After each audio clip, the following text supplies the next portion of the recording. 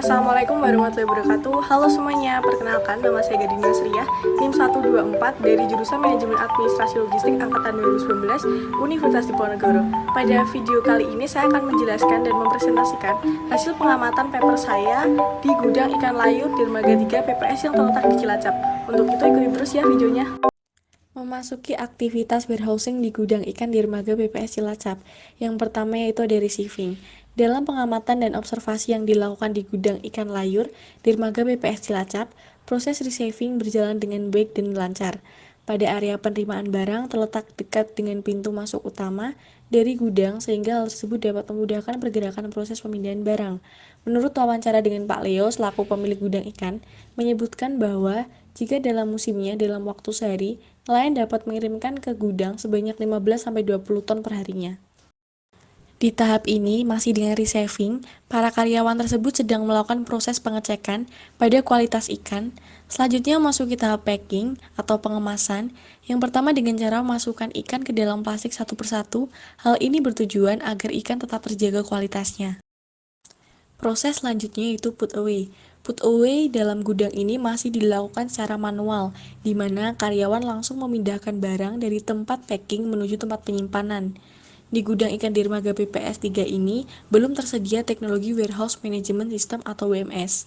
Dalam gudang ikan Dermaga PPS 3, material handling yang digunakan untuk memindahkan ikan dari tempat packing menuju tempat penyimpanan menggunakan rak susun beroda dengan cara kerja didorong. Hal tersebut memudahkan karyawan dalam memindahkan ikan dalam skala yang cukup banyak. Tahap selanjutnya itu ada storage atau penyimpanan. Dalam gudang ikan Dermaga PPS 3 terdapat dua penyimpanan, salah satunya adalah tempat ini. Penyimpanan yang pertama ini merupakan ruangan yang bersuhu ruang dingin yang berfungsi untuk membekukan ikan agar ikan dapat lebih awet nantinya. Setelah ikan dibekukan, tahap selanjutnya yaitu packing atau pengepakan. Ini merupakan tahap packing yang kedua. Ikan yang sudah beku dikeluarkan dan dikemas menggunakan kotak persegi panjang. Packaging dari gudang ikan layur Dermaga PPS 3 ini dinilai cukup aman, mengingat di dalam kotak tersebut juga sudah terdapat plastik pembungkus ikan. Sudah cukup bagus untuk proses pengiriman. Nah, ini merupakan storage atau penyimpanan yang kedua dari gudang ikan layur Dermaga PPS 3 ini. Tempat penyimpanan ini adalah tempat ikan layur yang sudah siap untuk dikirim, dan tempat ini juga merupakan salah satu tahap dari picking. Sampai juga kita pada proses terakhir dari warehouse gudang ikan layur Dermaga PPS 3 ini. Tahap terakhirnya itu adalah shipping. Shipping di gudang ikan layur Dermaga 3 PPS ini dilakukan dengan cukup baik setelah melewati beberapa proses pengecekan dan pengepakan barang. Barang disalurkan dari satu karyawan ke karyawan yang lain ke dalam truk pengiriman. Dilakukan menggunakan transportasi truk yang di dalamnya terdapat pendingin. Hal itu berguna untuk menjaga kualitas ikan agar tetap awet dan menghindari resiko ikan busuk saat perjalanan, sehingga barang tersebut sampai di tangan pelanggan dengan keadaan yang baik. Selanjutnya, yaitu analisis permasalahan dan solusi di gudang ikan layur Dermaga 3 PPS. Permasalahan yang pertama yaitu stok ikan yang kadang berlebihan dikarenakan suplai ikan yang terlalu banyak dari supplier dan mengakibatkan ikan bisa mengendap satu hari di gudang. Lalu bagaimana solusinya?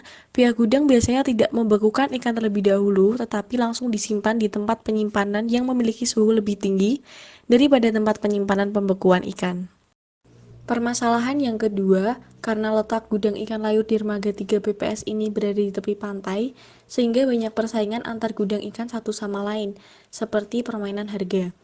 Lalu bagaimana solusinya?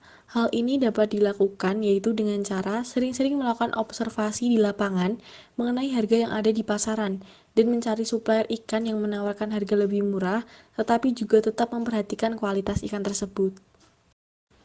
Permasalahan yang ketiga yaitu customer yang sudah menjadi pelanggan tiba-tiba berhenti membeli ikan di gudang ikan layur Dermaga 3 PPS secara sepihak, dan karenanya terjadi pemberhentian proses di gudang tersebut. Lalu bagaimana solusinya? Dengan cara mencari pelanggan baru di daerah yang sekiranya membutuhkan pasokan ikan. Sebelum itu juga pihak gudang juga dapat melakukan observasi di daerah-daerah di Indonesia yang banyak mengkonsumsi ikan dan membutuhkan pasokan ikan lebih banyak. Permasalahan yang terakhir yaitu Gudang pernah sesekali mengalami kekosongan stok. Lalu bagaimana solusinya? Yang dapat diterapkan yaitu menyediakan tempat penitipan ikan bagi para penjual ikan yang tidak memiliki gudang khusus untuk penyimpanan ikan mereka.